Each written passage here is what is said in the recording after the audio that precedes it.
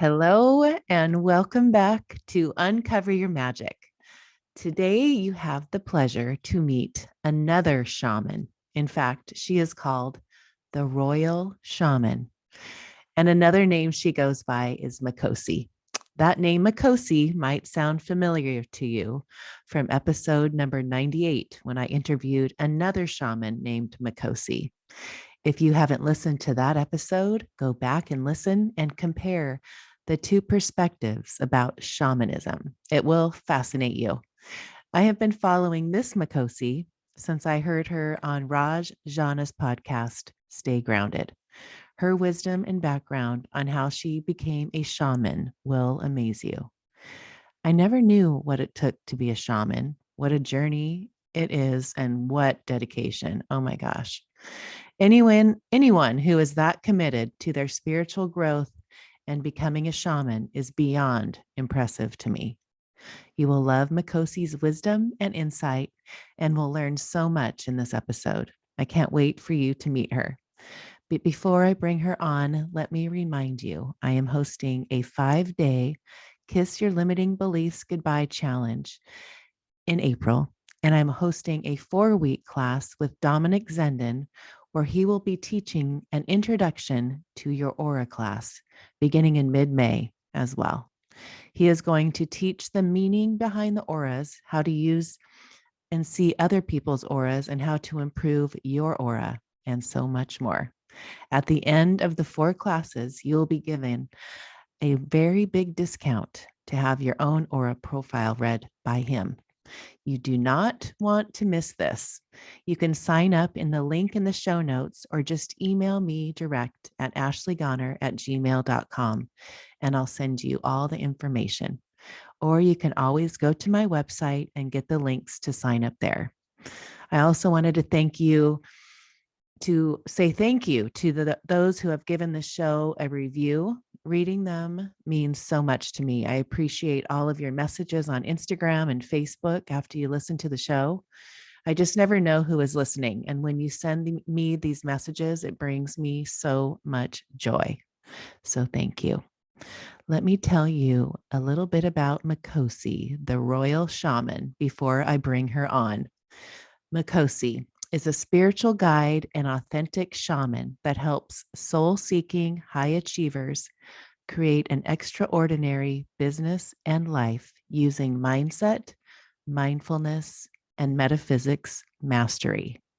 Through shamanic DNA activation and energetic alignment, she assists high achievers to discover their purpose, decode their essence, and break through the blocks keeping them from creating limitless abundance, unparalleled freedom, and exceptional impact. She bridges ancient spiritual wisdom in a modern, practical way to resonate with people from all walks of life by applying fundamental spiritual truths to help high achievers consciously create satisfying success in the real world. The wisdom she shares is all inclusive, non religious, and practical. Her clients walk away with a completely different perspective on their life and the world and obtain the tools they need to be happy, successful, and fulfilled spiritual beings having a human experience. Are you ready to change your life? Let's get this show started. So let's bring this beautiful soul that I am so excited for you all to meet, Makosi, the royal shaman. Welcome, Makosi. Thank you so much for having me. I'm absolutely thrilled and excited. And anytime that we have a mutual connection, and that mutual connection is like one of my favorite people, then I know that we're going to get along. We're going to have an amazing conversation. Oh, I love it. And like we were talking before I hit record, when I heard you, I've listened to you on podcasts and your story. And, we all have a story. And some people, I've learned as a 53-year-old woman, some people, I always talk about their yellow brick road, and like you have these, little breadcrumbs along the way, or red or yellow bricks, and you realize they're there and you go to the next one and you keep going and you don't ignore it. And then you keep picking and going. And then you might take the why and then but the why brings you back to the road, right? When I look at your life and from where it is now, like as like a higher view, and I see all these breadcrumbs and the yellow bricks and how you listened. You might not have known why, but you did it anyway. And it's always pushing past the fears when we all know is when that's when the magic happens. And when you listen to your intuition and take that step or grab the yellow brick or the breadcrumb. But your story is so profound to me and one I could listen to over and over, which I have done the last few days. Will you just go, take us to that? I know you've tell that story on these shows, but it is it's a story where people, when they listen to you explain that we all have whatever we want, and we all have everything inside of us. It's whether we choose to use it, choose to see it, and choose to take the action. And you did that. And I love everything about your story. So take me to where you want to go. Yeah. What's really interesting about my story, or rather what people find fascinating about my story, is that if you look at it from a linear perspective, like this happened, then this happened, then this happened, it can be really difficult to understand me or understand how I got to this place.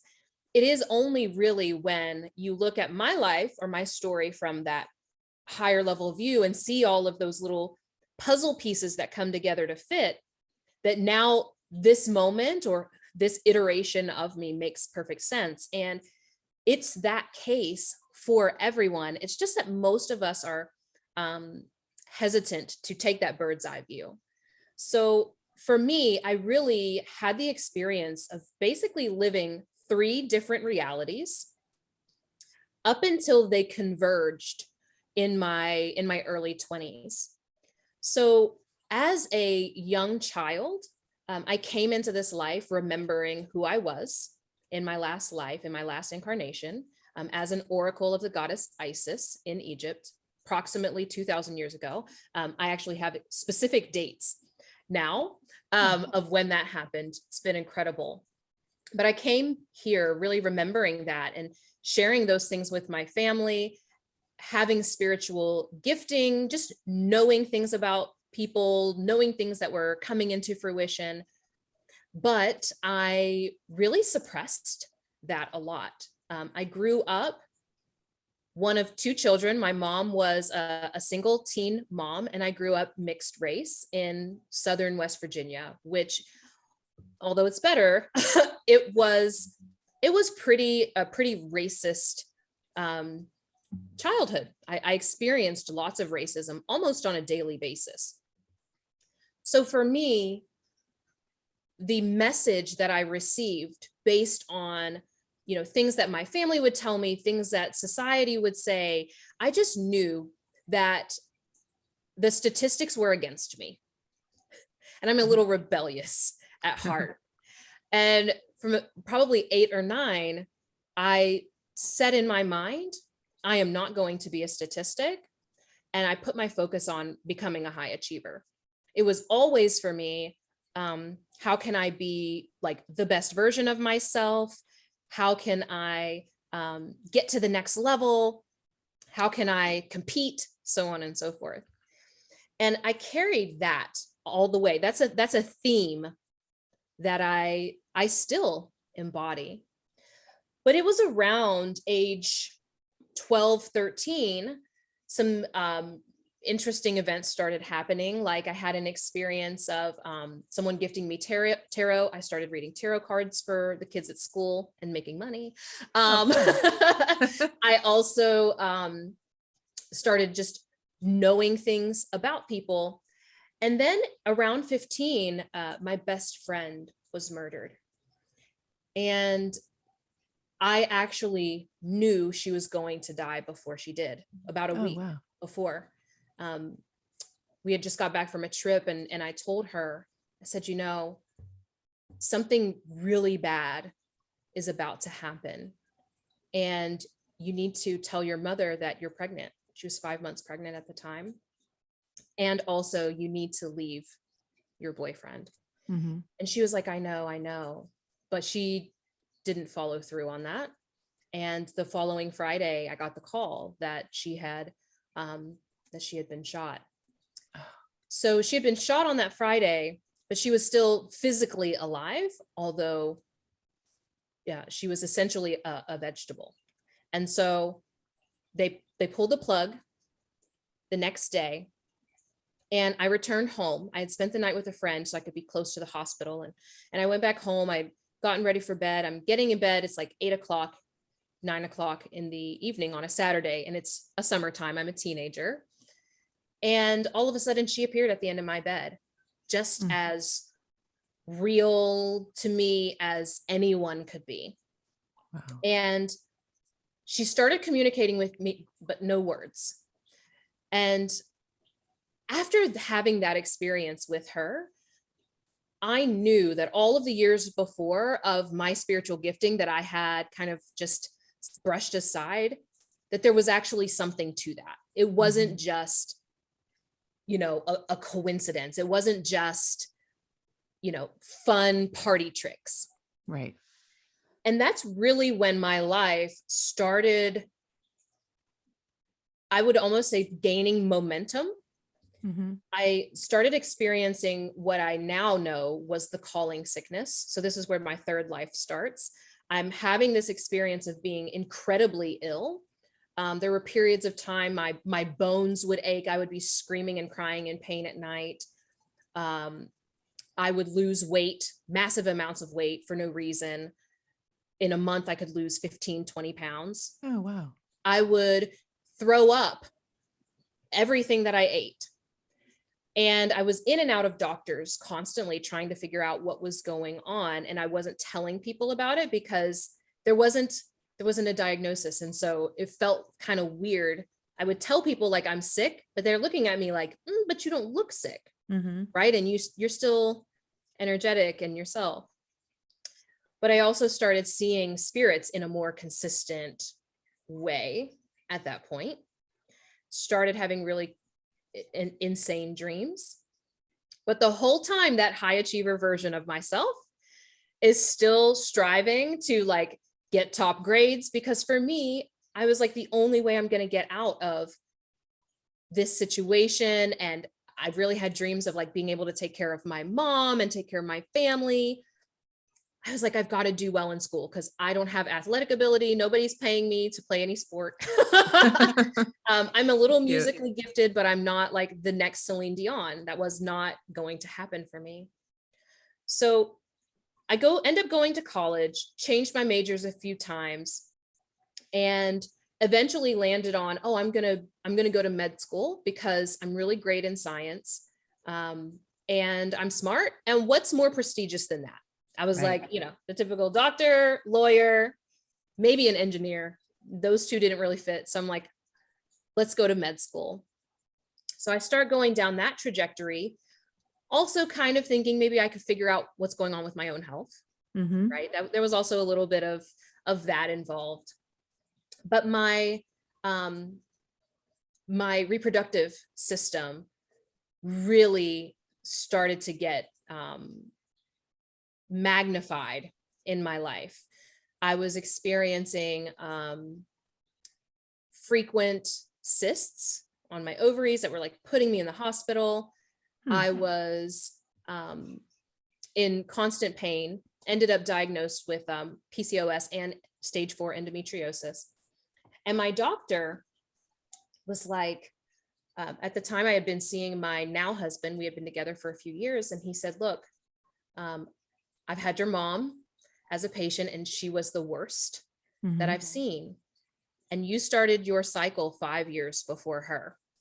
Oh, wow. So I'm estimating that you maybe have 4 or 5 years to get pregnant if you want to get pregnant. I'm in college, right? This is like, I'm 22-ish at this time. So my then fiance and I decide, all right, we're going to get pregnant. Took a year of struggling, lots of treatments. I have this incredible, almost miraculous pregnancy. found out I was pregnant right before they wheeled me back to surgery to help me get pregnant. I have a very challenging pregnancy. I was on bed rest for 6 out of the 9 months that I was pregnant. Jeez. And then when I had him, I ended up with postpartum preeclampsia and ended up in the hospital for 5 days because my blood pressure shot through the roof. So when this little guy came, and I only had 1 semester of college left at this point, I really start looking at, is medical school what I really want? Because I had, in my perspective, I had confronted death, I had faced death, and I also had gone through this incredible struggle for my son. And all I really wanted, like, truth be told, all I wanted was to spend every second with him. I wouldn't say I had postpartum depression, but I definitely was crying every single day because I knew that that was one day closer to him being grown and gone. Yes. And I knew, like, this was probably going to be my only child. And by the way, here we are, it's 9 years later, he is still my only child. So I decided, even though I graduated magna cum laude, I had all the prerequisites, I made the seemingly crazy decision that I'm not going to go to med school. And I'm going to spend as much time with my son. So that led into me eventually going into direct sales. I worked at Target for a brief stint, but I wasn't happy dropping him off at daycare every day. So I ended up going into direct sales. And that was where I really, for the first time, experienced what it was like to be what I perceived as successful. So within 9 months in that company, I ended up in what they called the President's Club. I was in the top 2% of that company. And if you're familiar with direct sales, when you're in the top of a company, they spoil you. You're getting all the free trips. You're getting, designer handbags, mansion parties, cash bonuses. You're getting to walk on stage. It's seemingly everything that people strive for. And here I am, like 24 years old, having that experience. And on top of it, I've got the hot husband, tall, dark, and handsome. We have our own house. We have a couple of vehicles, the picture perfect son. And although I loved what I was doing and I loved working with women, I'm really great in the areas of sexuality. That was the field that I was in. There was still something missing. I wasn't completely fulfilled. There were aspects of me that weren't being utilized. And so I started asking different questions, like, so I made it, now what? Right? Like, so I achieved success at 24, what's next? Right? And when I started asking those kinds of questions, like, who am I? What is the highest use of my gift? What is my calling? Like, what am I really here for? The universe started responding with what you called breadcrumbs, or those yellow bricks, right? And literally all I did was follow each of those yellow bricks. Some incredible synchronicities happened, and I always pay attention to synchronicity. Like, oh, this person and this person knew each other from hundreds of miles away, and somehow they're in my life right now. There's something here. Let me look at that. And that led me into my first initiation. So I went into my first spiritual initiation through the Dogon tribe of West Africa. A lot of people don't realize that they are connected with ancient Egypt. So essentially, I was in an initiation of ancient Egyptian spirituality and culture. And it was basically an initiation back into myself, back into who I really am, giving me an opportunity to really question our society and why things are the way that they are. And during that process, we do what's called divination. And divination is a type of reading that is almost like a diagnostic tool. that's identifying root causes of the things that you're experiencing in your everyday life, the manifestations. And it kept coming out that I was here to be a priestess, that I'm here to be a spiritual teacher, that I'm here to have a very public role and start a movement of some sort, but that I needed to be initiated in order to do that. So after I left that initiation, I ended up having a dream of my spiritual mother about a year before I met her. And then when she came into my life and I saw her, I was like, so that's what that was. Wow. At this point now, I usually see things about 2 years, 3 years ahead. Back then, it was only about a year ahead. In your dreams? In my dreams, yes. Okay. But before you continue, because when Yeah. When I had interviewed the other Mikosi, the other shaman that has, I know that people are wondering how do two people have the same name, but when she was talking about dreams, how shamans really learn how to go to their dreams and really dissect them and in certain different ways. And, I can look at a dream in a way, and then you shamans look at it in like, if it's a mountain and a female, like they're putting it together, like your ancestors are coming through your dreams. Is that your dreams in your way? Yeah. So there's different perspective, and also there's different gifting among shamans. So one of the things that's not totally understood is that there are different roles and different types. So there are some of us who have callings, like the majority have a calling to work with people more in a one-to-one relationship in healing. Usually it's ancestrally based. And also dreams can play a component in that. Sometimes the use of certain plant medicines, not just hallucinogenic plant medicines, but barks, leaves, so on and so forth, that have medicinal properties. And do you do all that when you're in your divination? So for me, although I have the access to be able to utilize those tools, that's not my calling. So my calling in particular has to do with a societal level. So really for me, I'm bringing forth the same work that I was doing as an oracle in the Temple of Isis to now. So in that ancient practice, every king, queen, etc., is typically one of the most spiritual people, meaning they're one of the most divinely connected and embodied people in that community. And they always have on hand an advisor, right? And so that advisor is also considered a nobility or royalty on the same plane. And that person also is responsible for the collective or the societal direction. So they will also play the role of like a teacher, or in the Hindu system, what they would call a guru is a very similar thing. So one of the best current analogies that I can give is the Dalai Lama, right? My role would not be the Dalai Lama. Most people don't know the Dalai Lama actually has an oracle. He has an advisor. She's absolutely stunning. I don't know, maybe 35 years old, beautiful young woman.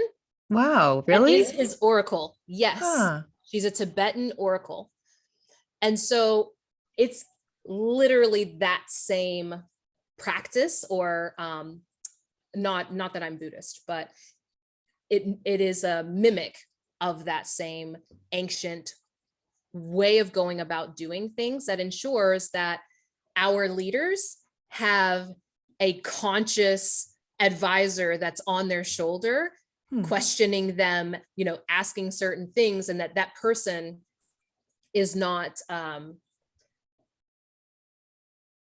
subject to them, so that they can't, like for example, our president, if they have an advisor, that advisor has some there's some pressure for them to answer in certain ways, Right. right? There's a pressure for them to be yes men, Right. where typically an oracle lives outside of that. The Dalai Lama doesn't have any say over how this oracle functions, so they can give unbiased and sometimes difficult or challenging mentorship or advisement that's really needed to create balance. Okay, so she's 35 years old. Don't quote me on that. I know, but I'm just saying, so that's the part I don't get. Why is she 35 years old? She did what you did and had a calling to be the Dalai Lama's oracle. So she's actually not just the Dalai Lama's oracle. So an oracle just serves as her role. Many leaders will come to her for support and advisement. So she is a Tibetan oracle that's recognized. I'm not sure if she's recognized by the state, if she's their state oracle, but so she was recognized at a very young age. What we're talking about is the age is irrelevant. Right. Because okay. what we're talking about is the spirit of the person. Okay. Can be very ancient and can have evolved in a certain way. So like even in West Africa, I will never forget going to a certain temple, and there was a priestess there who was 3 years old. Oh, She's wow. 3. Okay. And people are honoring and bowing to her because the wisdom and the energy that she carries is still there, even if she's in a young form. So what we're talking about is these things transcend our age. I only bring up her age to just illustrate, we know the Dalai Lama, we like think amazing things about him. He's an incredible spiritual elder, right? And even he has an oracle. Got it. A feminine oracle. It's powerful stuff. Yes. Okay. So you go through this process. It's what, 5 years you have? You're going back and forth, living in tents on the ground. Yeah. So I spent 5 years in initiation. I wasn't always in Africa. I would spend a month, 2 months, 3 months at a time in Africa, living there, going through certain ceremonial processes, learning, just being in the nature. But also there was a component that I was keeping up with here. So when you're in initiation, we have certain ways of doing things that allow us to be closer to and connect with the divine. So there's certain colors we don't wear. There's certain things we don't eat. There's certain practices, like I would get up at 3 o'clock every morning to take a shower, and it had to be in cold water. Oh, wow. I had to sleep on the ground. During that period of time, I couldn't sleep on a bed. And also being in meditation and prayer and cleansing multiple times a day. That made up a huge chunk of my day. But loving it the whole time, like you knew this is where you're supposed to be. You had that knowing. I absolutely knew. So for me, I never had a vision or a plan of like, oh, I'm going to enter into this so I can become a shaman. Like that never even crossed my mind. For me, like I told my husband, I was like, there's something about this. I just know, I have this knowing that this is going to make me a better mom and a better wife and a better person, like the best version of myself that I can be. And so for me, it's valuable in that way. I didn't go in it like how most of us go into spirituality is like, we want to get something out of it.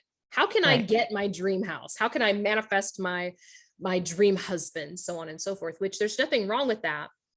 But what it does is we end up limiting our experience because we have in our minds how we think things should go, who we think we should be, what we think success looks like. And your soul can have a completely different plan or mission for you. Even now, like I'm sitting here, blinged out, wearing my like hot pink top. When I imagined and was told, oh, you need to be a priestess, oh, you need to be a shaman, my vision of what that looked like was very different. Right. I was So funny. terrified because in my mind, I thought that means like I have to go and live in the bush of Africa, and I need to, give up all of my earthly possessions, and maybe I need to even give up my marriage in order to do that. But when I became willing to let go of it all, I completely surrendered to whatever my calling was.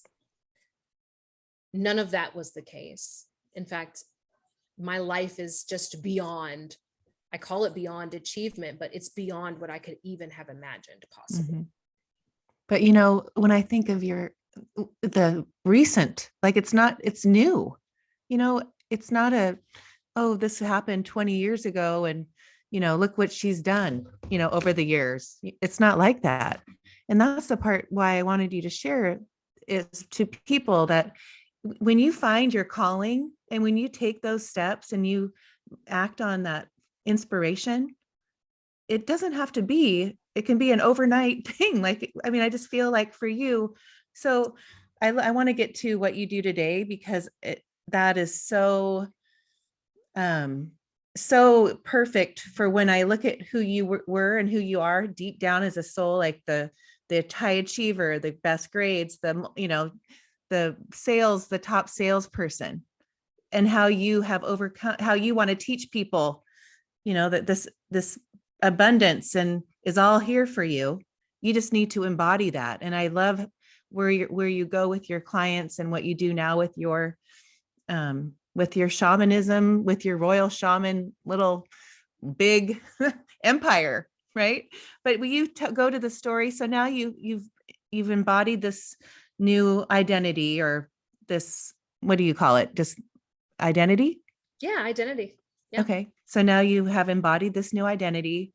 You have a little boy, you're married, you come back to create a new life with this new identity. Yeah. So now what? 2019, are we? Yeah. So now we're at the end of 2018. So I returned back home in September 2018. I immediately just open up the doors, because that's what we do after we graduate. We open up the doors and we start working with clients. And I surrendered to allowing my identity to unfold, because who you think that you have to be may not be what's in alignment for you. So from that period of time, I call it cutting to the front of the line. Because when you answer the calling and you really surrender to it, you get put in literally the perfect positions and the perfect places that only you can fulfill, that are literally, it's almost like it was just like cut out for you. Right. So I didn't come out of the gate like, oh, I'm going to serve high achievers and I'm going to support them in creating their empires and da da da da da. I just started out with simple divination sessions and supporting people in their spiritual evolution. It was much more spiritual, seemingly spiritual at first. And what happened was, over time, especially once the pandemic hit, that's when everything really took off. I kept attracting certain people. They were all like high achievers, incredible entrepreneurs and visionaries. Now at this point, we're talking about, there's some celebrities and entertainers that I'm like, how I have like 13,000 followers on Instagram. Where are you all even coming from? I don't have any ads out there right now. Amazing. Where are you coming from? Right. But I love it. It's just been an unfolding of paying attention to what is in alignment for me. So it started off with podcasts. People asking me to be on certain podcasts. Other people would hear those podcasts and be like, oh my gosh, I'd love to have you on that. Some of those podcast hosts ended up hiring me, and, we worked together, and they get very excited and share with their audience. And it's been this natural just unfolding. So now 2022, my specialty is that I work with high achievers, executives, entertainers, really high level people, because there's not as, it seems like it's counterintuitive, but once you make it to a certain level, there's not as many people there that can hold that capacity of a person. And most of it is mental, because we tend to put high achievers on a pedestal, and they're like, we're like, oh, they made so much money, or, they seem to have this amazing life.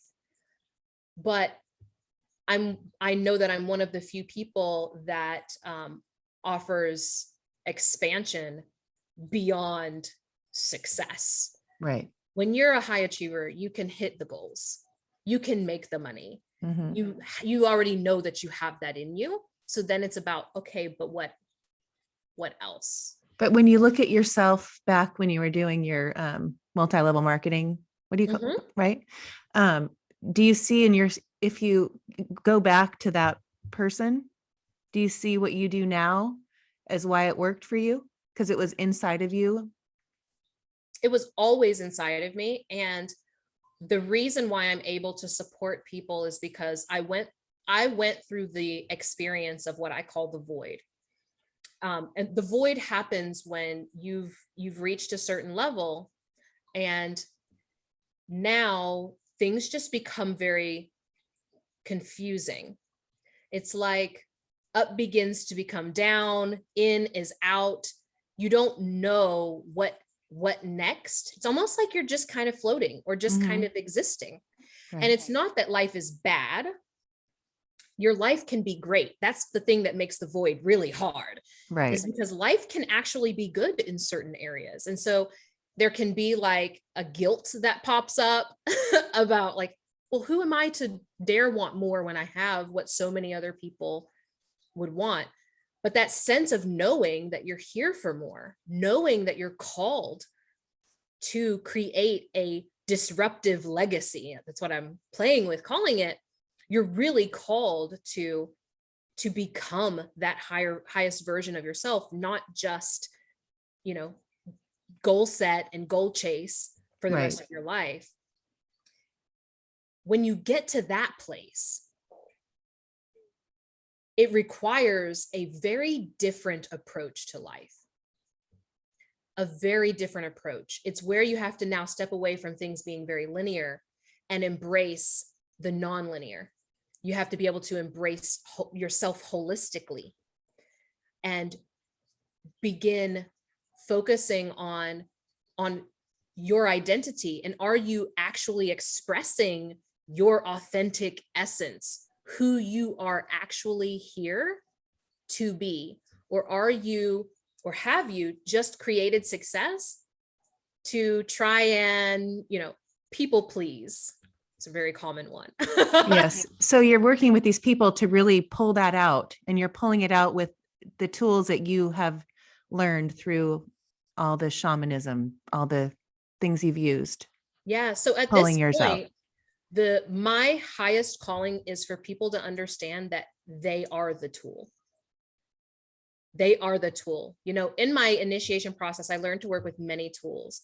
And every time I would get attached to a tool, my ancestors, my spirits would knock it like, no, you're the tool, use yourself. You are like, the only thing that you really need for alignment is yourself and examining your relationship with reality. So in my perspective, and not every shaman is going to agree with me, and that's okay.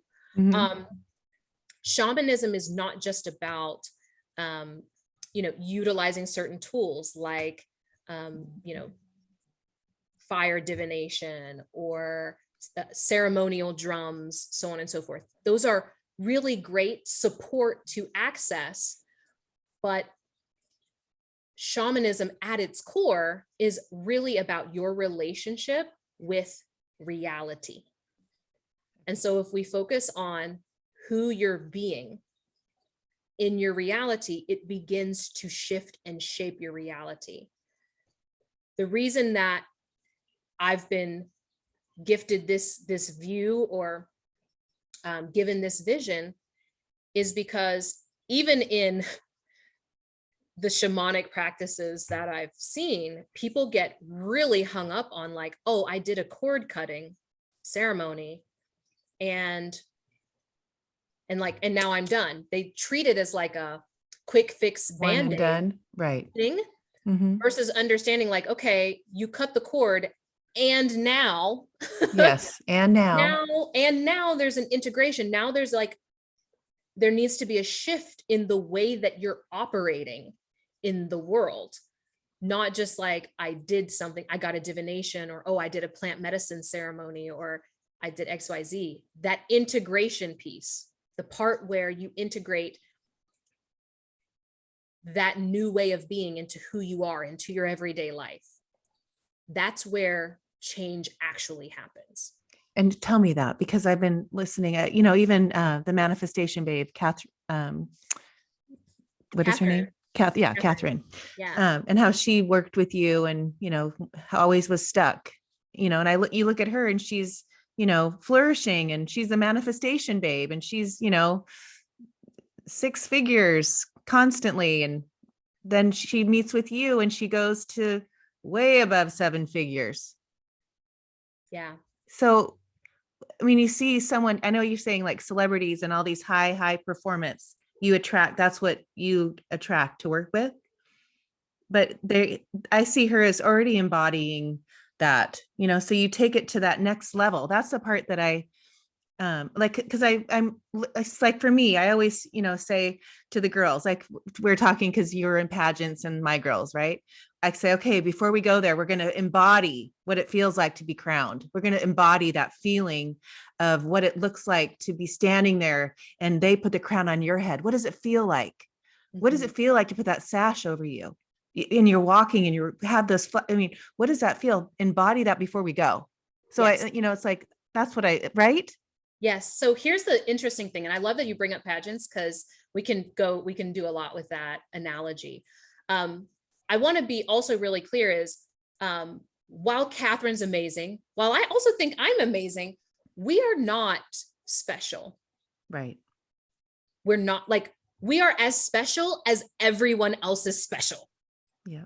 We all have that in us, and any of us can access this and utilize it. It's only that I attract a certain type of clientele because, you know, they already have gotten to a certain level. And so they actually understand the value of this.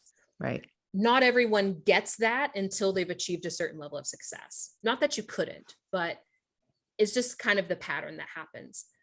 But if we're talking about the example of pageants, because I think that's so good, the mistake that most people make is they wait until, right, like maybe you're traveling for the pageant, it's the night before the pageant, and you do like a visualization exercise, or you know, tap into and embody that feeling of what it's going to be like to put that crown on your head, so on and so forth. And I hope that your daughter listens to this, that both of them listen to this and take what I'm saying here. Okay, good. Thank you.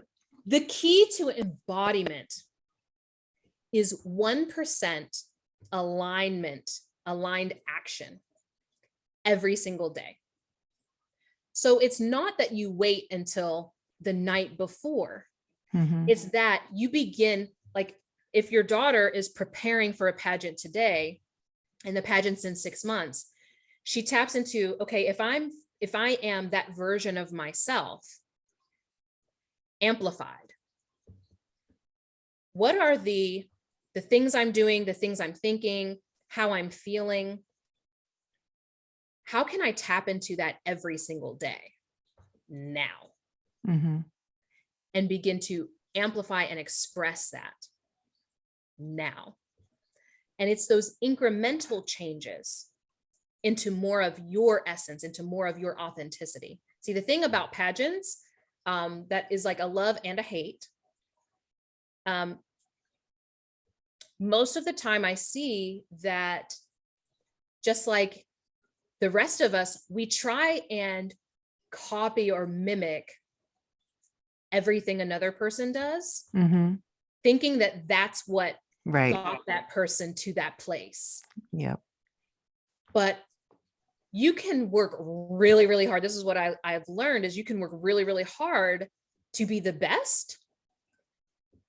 And you probably still won't be the best. There's probably always going to be somebody that's better than you. Yeah. Mm-hmm. But nobody can be better than you at being you, Mm-hmm. at being the uniqueness.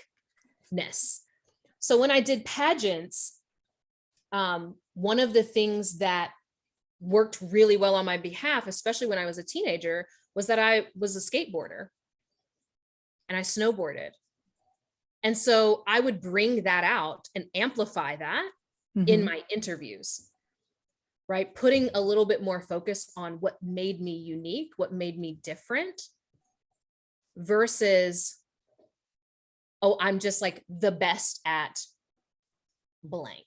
I'm the best talent, or I'm the best, so on and so forth. We automatically have a lens that leans us toward cherishing that which is rare, that which is unique.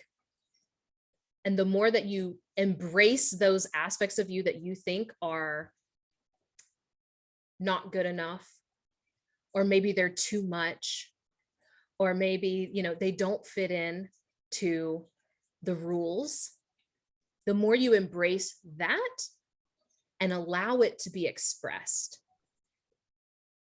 that's when the magic happens. Yes, I love that. And with you, you know, I'm thinking of you and how you live your life, and you're a mom and a wife. Do you see yourself, are you the kind of person that just, it doesn't matter if, you know, I love every single part of me, and it just comes out and exudes into the way you live your life? I love the parts of myself that I also don't like. That's what I mean. Yes. Yes. So, Okay. by the way, my level of self-love is very triggering for a lot of people. It's not always the easiest thing to carry, because people love to love people that hate themselves. Right. But I like, even with the parts of me that I don't like the loose skin on my stomach from gaining 80 pounds when I was pregnant, right? I don't like that part, but I still love it and honor it and cherish it, because it's me. And it's that acceptance, that level of acceptance, that magnetizes what is actually here for you. And it will repel everything that's not. So when I started tapping into that, that's actually why I got out of pageants and knew that pageants weren't for me anymore. Because I had an experience where I used to wear weave for my pageants. And I had my headshots done. And I went to go pick up my headshots and didn't have the weave in. And my pageant director freaked out. And she was like, oh my gosh, you're a queen now. You need to look like a queen. Oh, wow. All the time. Mind you, I had my natural hair out. My hair's like curly. It's not locks. It wasn't locks back then, but it was naturally curly and short. And I started questioning myself. I'm like, wait, if I can't be myself in this, if I can't be myself fully expressed, is this for me? I just want to go, and I want to, at this point, I want to spend all of my time in rooms where I'm valued and celebrated. And if I'm not, I know that's not a room for me. Right. Huh, interesting. I love that. Yeah. You know, when you look back, I was listening to something when you said, like, in 2019, you know, it was like a $16,000 year. You know, that wasn't very long ago. It was like, and how when people look at you and look, you know, listen to you, follow you, and see who you are, you know, I look at that, and then I look back 3 or 4 years ago when you were searching to, you know, do the food prep, you know, and then like, that doesn't work. That's not for, but think of that. Like, but you were picking those breadcrumbs up and finding what would work. But what's the magic sauce? Is it just the integration of embodying this person that you are wanting to become? It is, oh, there's a saying, but it's not coming to my, oh yeah. It's chewing the meat and spitting out the bone. It's chewing the meat, spit Okay. out the bone, then chew the meat, then spit out the bone. So, for example, my meal prep experiment, I had multiple little businesses that didn't really go anywhere. The meal prep was one of them, but I learned something from there. I learned something about myself and who I am and what Mhm. works well for me. So that meal prep class taught me, the meat of that was I can sell. I can sell online. I can hold a class over Zoom. It can be really valuable for people. And that felt good. What didn't feel good about it, the bone that I spit out, was meal prep. Because meal prep didn't light me up. I was just doing, it was just a skill set that I learned to just survive my husband traveling for 3 years and, me trying to get my fitness together. It was not a thing that lit me up, but I carried that with me Mhm. into the next thing. So one of the things people really need to understand about when they're making investments, especially as it relates to, growing a successful business, I'm using things that I learned 4, 5, 6, 7, 10 years ago. I've been doing sales for a really long time. I've been doing marketing since my senior year in high school. Oh, funny. The investments in those things, the investments in learning those tools, and then really like integrating that into who I am is paying off now. So it seems like, oh my gosh, I went from 16K to 200K to a 7-figure business in 3 years, which I did. But all of that was off the back of things that I had been learning. And there's a little caveat here. While I was pre-med, this is how extra, like just overachiever I was. While I was doing my pre-med prereqs, I also got 2 degrees in business and marketing management, like bachelor's degrees, not Wow. associates, all at the same time. Huh. So all of those tools now come into play. It's not that, oh, I made an investment and I like started a business and it failed and I like lost everything. Sure, it didn't go anywhere. Right. But I took that Yes. with me. Right. Oh my gosh. You think of when when they come to you. I was taking your quiz and on your listening to the video about, the people that you will, take on as a client. It's a very small percentage. And I understand it's like the people that, what are the prerequisites that you really look for? Oh my gosh, there's so many at this point, and I'm getting tighter. I'm getting tighter with them. And there's a beautiful thing that happens, because the more in demand you become, the more selective that you become. Right. And so some people look at it as me being particular and, from a very negative lens. But honestly, I select clients based off of what I got from my friend Shannon Graham, who says he's looking for the people with the highest potential ROI, ripple of impact. Yeah, I love Not that. just return on investment. I'm looking to only work. I want the Royal Shaman as a company that we're only working intimately with a very select few, and that number stays small so that we can really devote our time, our focus, our energy to really supporting those people in the impact and the legacy that they're here to make. So we just don't tolerate people that come with their ideas of and expectations of how they think things should go, or trampling over boundaries. And we do require a certain level of proof that you have, like you've shown in your life somewhere that you are able to, learn and implement, learn and integrate, because we don't have a bunch of time for hand holding. We Right. have a mission here. And I don't know, it just feels really good. I really want our success rate to be sky high. And part of that happens when you curate just an incredible group of people, but you have to also protect that. Right. No, I mean, I'm sure you've met a lot of people and you understand the what works and what doesn't work and not to waste your time and all that. For their time. It's Yeah, also, or their time.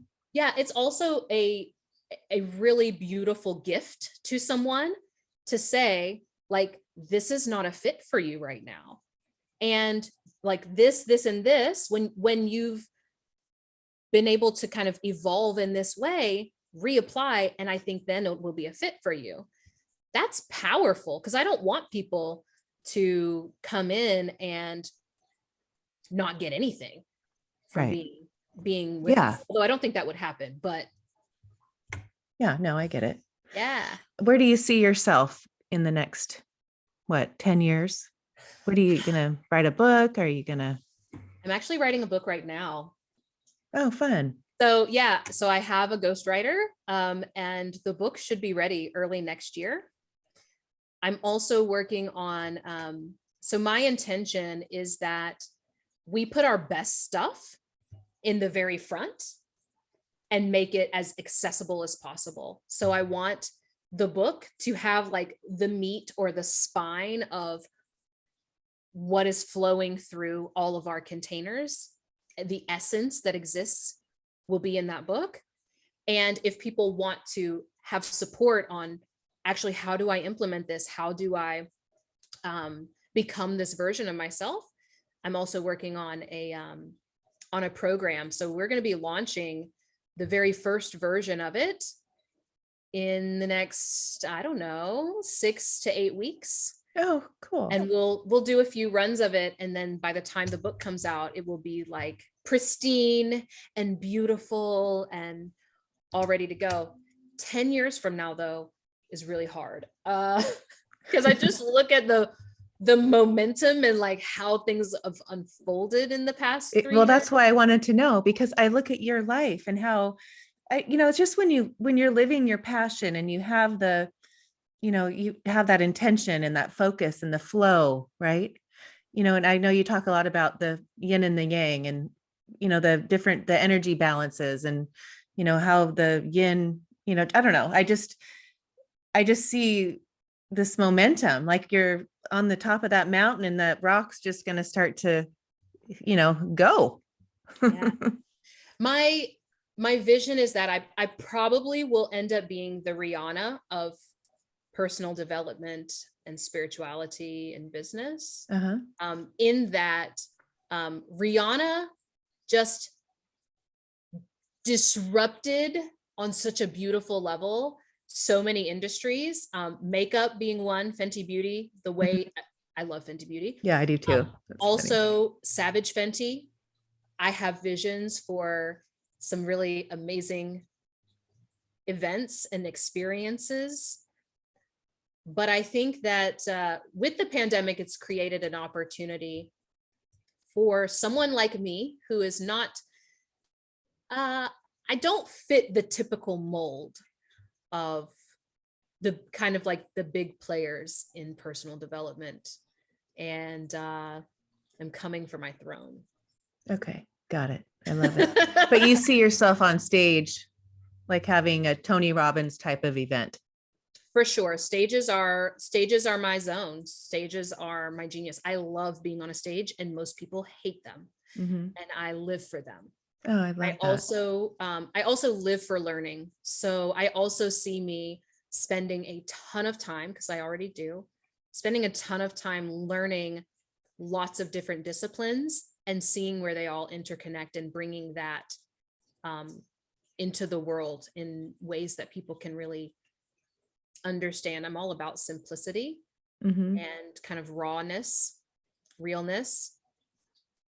So I also see to having a really great team.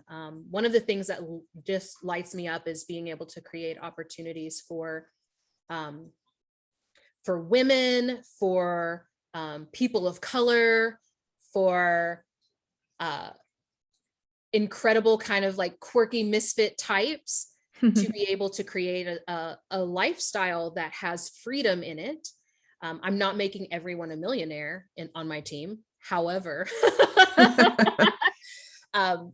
them being able to get paid well, be able to be in their zone of genius, being able to work with amazing clients. That's also why I'm so particular about who we Right. work with, because I want to honor my team too. Yes. I love win-win-wins. I love when like I win, my team wins, our clients win, their clients and audiences Yeah. So it's a win. ripple effect, right? Like, what's better than that? Right. Nothing. Love it. Yes. What is one thing before we leave and we tell everybody how to find you?